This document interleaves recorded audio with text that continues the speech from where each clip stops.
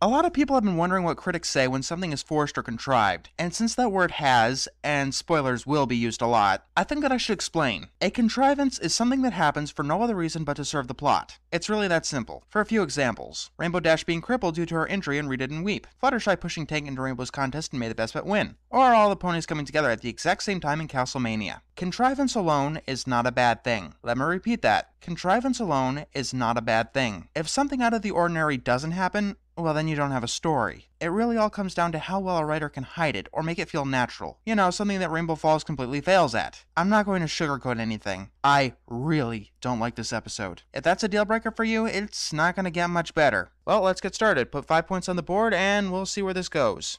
The episode starts with Rainbow Dash coaching Fluttershy and Bulk Biceps. Apparently they're going to be a part of an aerial relay team in the Equestria Games. Wow, no episode has lost me so quickly. First of all, Bulk Biceps? Let's talk about him. Why is he here? I mean, beyond just the story. Why would Corey Powell just think, hey, Bulk Biceps, that background character, I really want to write him? Then again, this is a sporting event and he is quite the athletic fellow. And that brings me to Fluttershy. Why is she here? They're trying to qualify for what equates to the Olympics. Look at how many ponies were there watching just for choosing the flag that would represent each town. On top of that, this is also a sporting event. It sounds like Fluttershy's personal hell. So yeah, this setup is contrived as all hell, and we don't even get an explanation for it at any point.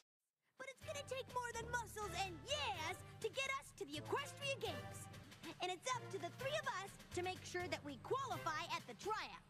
And do I need to remind you how much Ponyville wants to qualify and make it to the games? Please tell me that you wrote this before Flight to the Finish, because it would be a pretty dick move to tell kids that they want a chance to go to the Equestria Games only to learn that their town didn't qualify. I remember. I really want to qualify for you and Ponyville. Since when was Fluttershy such a hometown hero? The only way that I could possibly see this choice working is if the qualifying team wouldn't actually be a part of the competing team, which is one of the most stupid things that I've ever heard. Enter Pinkie Pie. This is a personal gripe, but I found her obnoxious for the entire episode. Thanks, Pinkie Pie. That was a great cheer.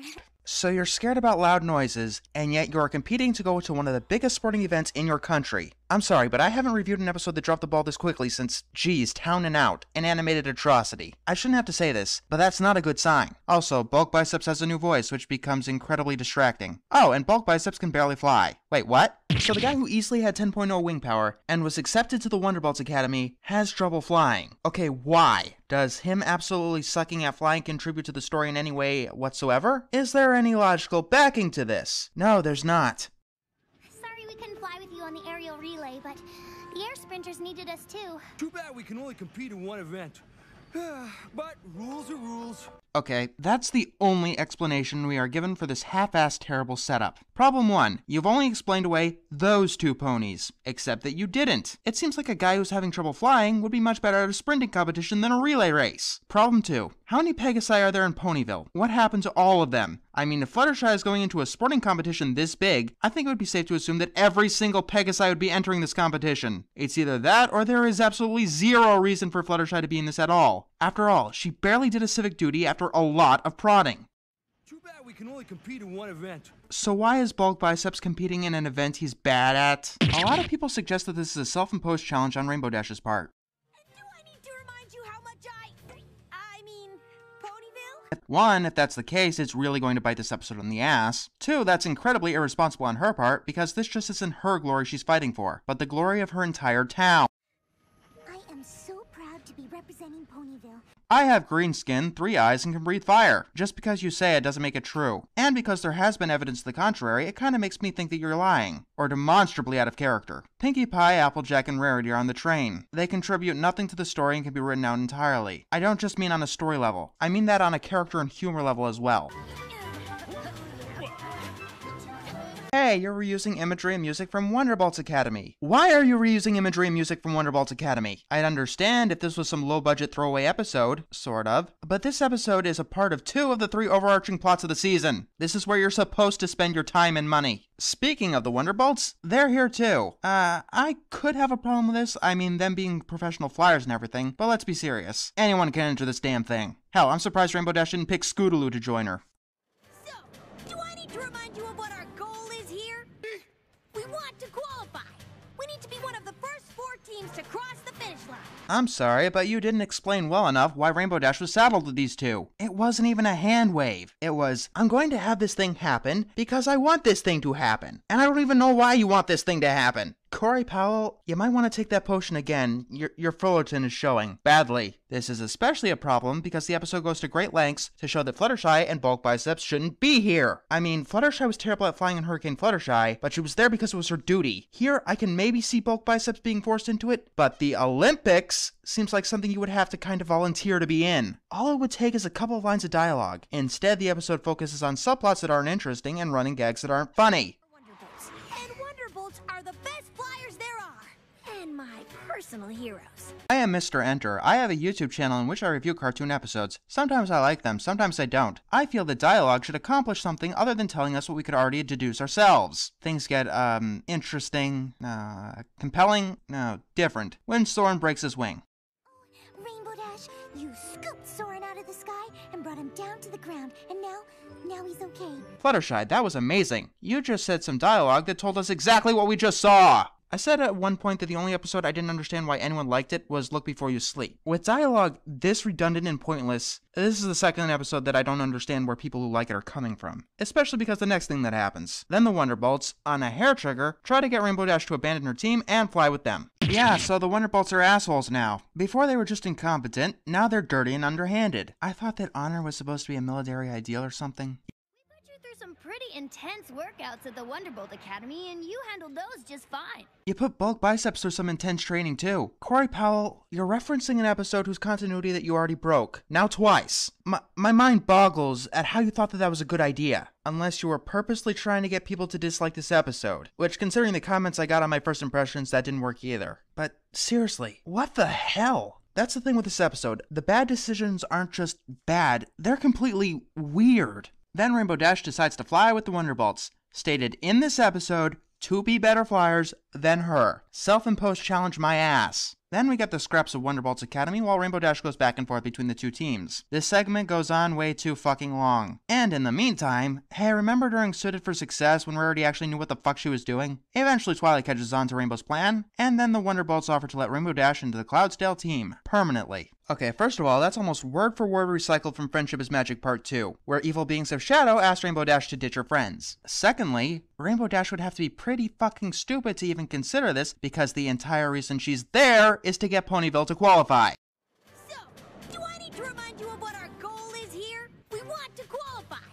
So, what's it gonna be? Well, You're not. they want me to fly with them! Twilight, please knock some sense into her.